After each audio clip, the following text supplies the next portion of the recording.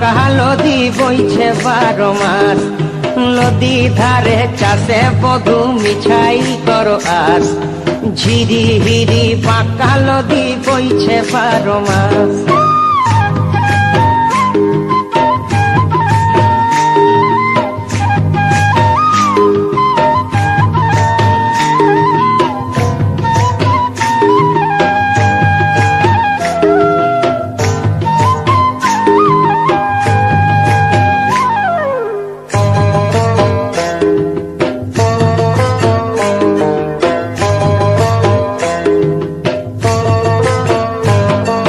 চিংড়ি মাছের ভিতর করা তাই ঢালেছি ঘি, আর নিজের হাতে ভাব ছাড়েছি, ভাবলে হবে কি।